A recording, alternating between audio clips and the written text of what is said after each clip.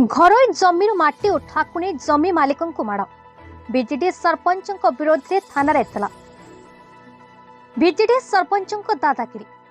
घरोई जमीर जोर जबरदस्त माटी उठाइबा जमी मालिक विरोध कर अश्लील भाषा गाड़ीगुलच करने माड़ मारी थाना अभियोग एभली घटना देखा मिली जगतसिंहपुर ब्लॉक सामपुर पंचायत केंद्रीय विद्यालय पार्श्व चाष जमी को यातायात रास्ता निर्माण निमंते रास्ता कड़े सुरक्षा बंध निर्माण प्रकलिन मेसीन साहाय्य माटी खोल जाउथा सरकारी रास्ता को माप करा न चाही घर जमी को माड़ी माटी खोल जाउथिबारु ग्रामर हिमांशु भूषण महांती विरोध करथिले व्यक्तिगत जमी को मड़ाई खोल जाउथिबारु जमी मालिक सरपंच स्वरूप महांती को फोन माध्यम जणाइथिले सरपंच कौनसी कथा न शुणी फोन रे गाड़ीगुलच करबा सह माड़ मारिबा पई धमक देइछे कार्य बंद करने को संपुक्त जमी मालिक कहिबारु घटनास्थल में सरपंच और तांका समर्थक पहुंची हिमांशु को माड़ मारी माड़ खाई हिमांशु प्रथमे जगतसिंहपुर मुख्य स्वास्थ्य केन्द्र में चिकित्सा देवा जगतसिंहपुर सदर थाना लिखित अभियोग करते ए घटना विषय सरपंच को पचारू से खंडन करते तेबे एभली घटना किछि घटी नाही बोली कार्य बुझुथिबा सुपरभाइजर कहते ना हिमांशु भूषण महांती आम घर शाहपुर पंचायत जगतसिंहपुर ब्लॉक आज्ञा मुझे मो जमी माटी खोली नौले आम शाहपुर पंचायत सरपंच स्वरूप कुमार महांती मुझे फोन कली प्रथम कहली आज्ञा मो जमी कौन आप माटी खोली कौन खोली मत टे पचार ना ना मु माटी खोली तुम कौन करू जा कर मुझे फोन कली ये कथा कहवाई मुझे फोन कली फोन रे मत कहले मु माटी खोलने जाऊँ कौन मोर ताड़िया कथा ताड़ू कौन ओल्टेया कथा ओल्टेबू कहले तू सही अच्छु मुझे हाँ मुझे ठिया कमी एत अन्याय कर ना मु बीजेडी सरपंच मु जहाँ चाहिए ता करी मोर किए कौन कर तू सही अच्छु रु चल तो देखीदे कहीकि सियाड़ू आसिले गोटे बाउंश मूड़ी बाउंश दिहरे मो बाँ पट कान मुंडा को गोटे पहाड़ देले मु तले पड़गली मत गड़े तड़े मारे मो छाती भी गोईठा मारे मो पिठी भी गोईठा मारे मो सार्ट चिरदेले मोर गोटे दी भरी अढ़ई भर गोटे थिला रूपा चेन सेटा को छड़े नहीं गले मो आग पकेट रू 5000 टंका नहीं गले गोटे सुनार सारा पदक था भी कुआड़े नहीं चलीगले मो तले पकई मो मुह कान आखि मत गोईठा बोईठा मारी मो स्कूटी की भी 2 गोटा पकईले आज्ञा निजे सरपंच स्वरूप कुमार महांती सहयोग करते गोविंदा पोकर बापी स्वाई बोली बाज स्वाई पुओ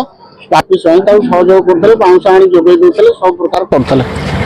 मन स्वरूप कुमार स्वाई कौन मुझे साइड रे जो सेंट्रल स्कूल रास्ता होची से सुपरवाइजर किसी नहीं आम कम करूँ सार आदेश अनुसार कम करूँ हठात 2टा बाइक आसला से बाइक रे किए समस्त तो मुझे चिन्हनी कि आम शाहपुर जड़े हिमांशु भाई थे सी आसिक हठात ओल्ल तो आम जेसीबी ऑपरेटर जी कम करूला खोलाखोली करूला सोदासोदी कले गाड़ी गुलच भी कले धमक चमक आड़ू साड़ू कहीकि सोटा मुझे पहुँचला मुझे भाई कौन होती ना ये तुमको किए कहला खोलिया रास्ता काम बंद कर सोटू सोटू जाकि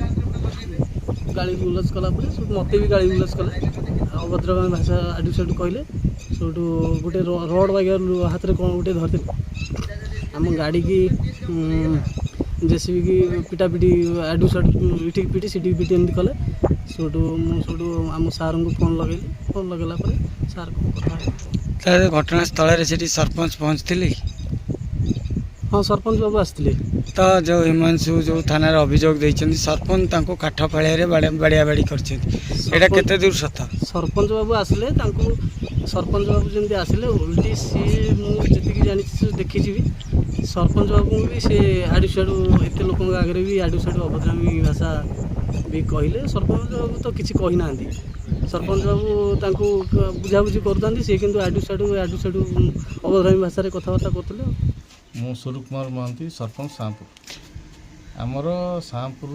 पंचायत रे आमर केंद्रीय विद्यालय स्थापित होता आमर गोटे गौरव जे आम पंचायत रे केंद्रीय विद्यालय अच्छे केंद्रीय विद्यालय हवा द्वारा आम साधारण लोक बा आम जिलार बहुत छात्र छात्री उपकृत हे बाकी रही जिलापाल निर्देश रे तहसीलदार एवं आम सर्कल आरआई ମ୍ୟାଡ଼ାମ୍ ଆସିକିରି ଡିମାର୍କେସନ୍ କରି ଯାଇଥିଲେ ଏବଂ ଡିମାର୍କେସନ୍ ଆଧାରରେ କଣ୍ଟ୍ରାକ୍ଟର ଏଠି କାମ କରୁଛନ୍ତି। ଯେତେବେଳେ ଡିମାର୍କେସନ୍ କରାଗଲା ସେତେବେଳେ ସେ ଯେଉଁ ଉକ୍ତ ବ୍ୟକ୍ତି ହିମାଂଶୁ ନାମକ ତାଙ୍କ ଜମି ଉପରେ ଅଧିକାର କରାଯାଇଥିଲା କି? ସିଏ ଅଧିକାର ସାବ୍ୟସ୍ତ କଲେ ନାହିଁ କି ଆମ ପଞ୍ଚାୟତରେ କୌଣସି ଲୋକ ବି ଆସି ଅବଜେକ୍ସନ୍ କରିନାହାନ୍ତି, କାରଣ ରାସ୍ତାଟା ହେଲେ ସମସ୍ତଙ୍କର ସୁବିଧା ହେବ ବୋଲି ସମସ୍ତେ ତାକୁ ସ୍ୱାଗତ କରିଥିଲେ। ସେ ଡିମାର୍କେସନ୍ ରାସ୍ତା କାମ ହେବା ଦ୍ୱାରା ବି ଆମ ଗ୍ରାମର ଏଗ୍ରିକଲଚର ଯେଉଁ କେନ୍ଦ୍ରୀୟ ବିଦ୍ୟାଳୟ ହୋଇଗଲା ପରେ ଯେଉଁ ରାସ୍ତା ନଥିଲା ଚାଷ ଜମି ଯିବା ପାଇଁ, ଏବେ ସରକାରଙ୍କ ତରଫରୁ ଯେଉଁ ରାସ୍ତାଟା ହେଉଛି ତେଣୁ ଆମ ସମସ୍ତଙ୍କ ସୁବିଧା ପାଇଁ ହେଉଛି। ଯେ ସେଇ ଯେଉଁ ରାସ୍ତାଟା ହେଉଛି ସେଇଟା ଗଭର୍ଣ୍ଣମେଣ୍ଟ ଜାଗାରେ ହେଉଛି, ବାକି କିଛି ଖଳ ପ୍ରକୃତିର ଲୋକ ସିଏ ଆସିକିରି ଡିଷ୍ଟର୍ବ କରୁଛନ୍ତି। ତ ଗତକାଲି କ'ଣ ହେଇଛି କି ସେ ରାସ୍ତା ତାଙ୍କର କାମ କଲାବେଳେ ଜଣେ ଲୋକ ଆସିକି ତାଙ୍କୁ ସୁଧାସୁଧି କରି ଗାଳିଗୁଲଜ କଲା। ତାଙ୍କୁ କହିଲା ମୋ ଜାଗା ଅଛି, ସେ ଗଭର୍ଣ୍ଣମେଣ୍ଟ ଜାଗା ଭିତରୁ ମୋ ଜାଗା ଅଛି, ତାଙ୍କୁ କ'ଣ ପଇସା ଏଣ୍ଟରନେଟ୍ ମଗାମଗି କଲା, ତ ଧୋକା ଦେଇକରି କାମ ବନ୍ଦ କରିଦେଲା। ଠିକ୍ ଅଛି, ତ ସିଏ ଯେଉଁ ବାବୁ କାମ କରୁଛନ୍ତି କଣ୍ଟ୍ରାକ୍ଟର ଯିଏ, ସେ ଫୋନ୍ ମାରିଲେ କି ଆଜ୍ଞା ଆମର ସେଠି ଗଣ୍ଡଗୋଳ ହେଇଛି, କ'ଣ ଏମିତି ଝାମଲା ଝାଣ୍ଟି କିଏ ଧମକାଚମା କରୁଛନ୍ତି, ଟିକେ ଯେ ଦେଖନ୍ତୁ। ତ ମୁଁ ଯାଇ ସେଠି ସାଇଟ୍ରେ ଦେଖିଲା ବେଳକୁ ସେ ଲୋକ ନଥିଲା। ମୁଁ ଆଙ୍କୁ ପଚାରିବା ଭିତରେ ସେ ଲୋକ କହୁଥିଲା ଆସିଲା, କହିଲା ଆମେ ତାଙ୍କୁ କହୁଛୁ ତମର ତା ଦେହରେ କ'ଣ ନେଣଦେଣି ଅଛି, କଣ୍ଟ୍ରାକ୍ଟର ବାହାର, ଆମେ ତା ସାଙ୍ଗେ ଝାମଲା କରୁଛୁ, ତମର କ'ଣ ଅଛି? କହିଲା ରାସ୍ତା ତ ଆମ ପଞ୍ଚାୟତରେ ହେଉଛି, ଆମ ସୁବିଧା ହେଉଛି, ତମେ ଏଠି ଝାମଲା କାହିଁ ଅଯଥାରେ କରୁଛ? ଏମିତିଆ ବସା ଭିତରେ ସିଏ ମୋତେ ଗାଳିଗୁଲଜ କରିକିରି ସେ ମେସିନ୍ କି ଗୋଟେ ଢେଲା ଫୋପାଡ଼ି ମୋରି ସାମ୍ନାରେ ସେଠୁ ପଳେଇଲା। ତାପରେ ଗଲା ଭିତରେ ଆକ୍ଚୁଆଲି ତାର ଘଟଣା ହେଉଛି ଗତ 4 ବର୍ଷ ତଳୁ ଏଇ ଯେତେବେଳେ ସେଣ୍ଟ୍ରାଲ ସ୍କୁଲ ଏଠି ସ୍ଥାପିତ ହେବ ବୋଲି ମାନେ ଜାଗା ନିର୍ଦ୍ଧାରଣ କରାଗଲା, ରାସ୍ତାର ଇଏଟା ଦିଆହେଇଥିଲା ବା କମ୍ୟୁନିକେସନ୍ଟା ଠିକ୍ ଅଛି ବୋଲି ରାସ୍ତା କାମ ହେଇଥିଲା, ମାଟି ରାସ୍ତା। ସେତେବେଳେ ସିଏ ଏଇ ରାସ୍ତାରେ ଡିଷ୍ଟର୍ବାନ୍ସ କରିକିରି ତାଙ୍କ ବାପା ଇଏ ଯାଇକିରି ଥାନାରେ ମଧ୍ୟ ବସିଥିଲେ, କାହିଁକିନା ଆ ପୂର୍ବରୁ ଯେଉଁ ଆମର ବିଡ଼ିଓ ଥିଲେ ଅନିତା ପାତ୍ର ପ୍ଲସ୍ ଆମର ତହସିଲଦାର ଥିଲେ, ଆମର କଲେକ୍ଟର ମ୍ୟାଡ଼ାମ୍ ଥିଲେ ଯାମିନୀ ଷଡ଼ଙ୍ଗୀ ମ୍ୟାଡ଼ାମ୍ ଥିଲେ, ତାଙ୍କୁ ଇଏ ସେ ରାସ୍ତାକୁ ଯେଉଁ ରାସ୍ତା ତିଆରି ହେଇଥିଲା ତାକୁ ରାତାରାତି ଟ୍ରାକ୍ଟର ପକାଇ ତାଡ଼ି ଦେଇଥିଲା। ତାକୁ